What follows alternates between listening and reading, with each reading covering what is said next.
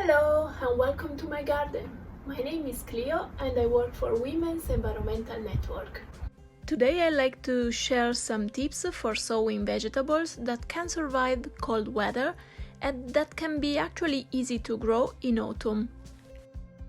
As you may have noticed, the end of summer is already showing up with cooler temperatures, some rain, finally, and shorter daylight. From a garden point of view, August is one of the most rewarding months in terms of harvesting the product of your own hard work. It seems that everything is finally ready to be picked and enjoyed. But then, after summertime, many people gradually disconnect with their own growing space, as it seems that the time for gardening is almost off. Well, I think that is plenty of time for gardening in autumn without much effort. I totally understand that considering the wet and cold days, very few people will be happy to work in a muddy patch during winter. But what if I tell you that the end of summer is the perfect time to set up your growing space for the future months without strenuous job and for sure without the need to check your vegetables so often as it can be during the hot weather? If you think about the weather at the end of August and the beginning of September, it's very similar to what I call a second springtime. The days are not so hot as they were on the previous weeks, but it's still sunny. And the soil is not so dry as we had some rain, so there is not a huge need for watering every single day, which by the way I don't recommend neither in summer. We are basically living a second spring, and as you know, spring is the traditional season for sowing and preparing the garden. There are many vegetables and flowers you can start growing in autumn, and some of them will cope very well in cooler environment rather than hot summer days. That said, we need to consider a basic difference between spring sowing and autumn sowing.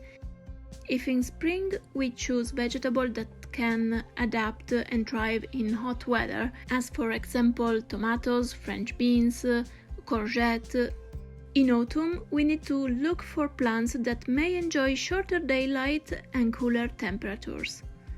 Plants that can resist cold temperature are called hardy or semi-hardy if they can just survive temperature close to zero but not lower than that. So what are the best vegetables to sow in autumn? Generally speaking, I will consider two main categories: leaves and roots. For leaves, I mean those veggies you can eat leaves of.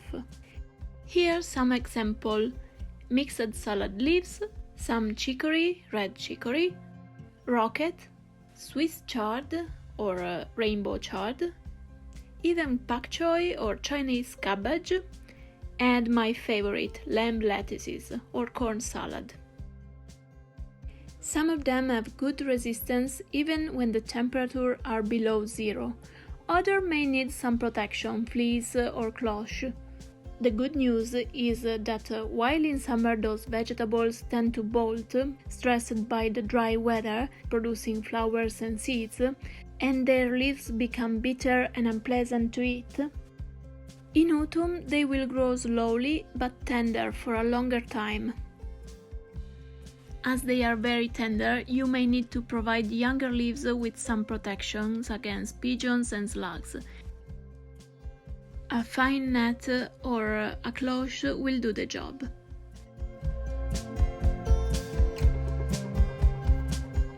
For plants as cabbage and kale, that are the quintessential winter vegetables, you may want to buy already plugs plant, as they need to be sown by July to have stronger and established plant by the beginning of autumn. The second category is root. As you may already guess, the vegetables you mainly eat roots of. Again, those vegetables may enjoy cooler temperatures, and because they are growing underground, they are sort of protected by the soil until it does not freeze.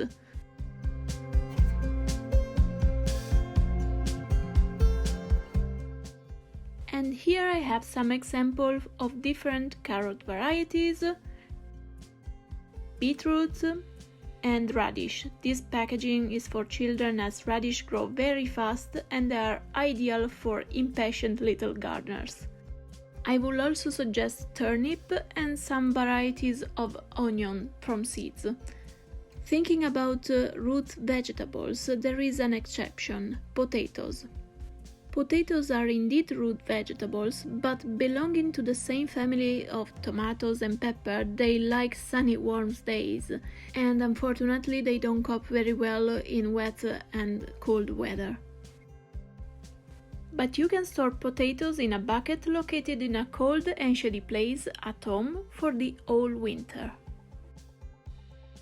So, if you start sowing the vegetables suggested by the end of summer, you'll grow stronger plants that might survive the months ahead without much effort. Let's see together what are the advantages of autumn sowing. First, you won't need constant watering, the rain will do part of the job for you. Then, the growing space will be used all year round, and this will allow you to spend less time preparing the soil for the next season. Third, your crop will protect the soil from weather erosion and prevent weeds to spread.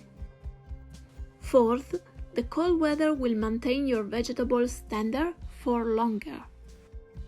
And to conclude, you'll be able to eat fresh vegetables for most of the year.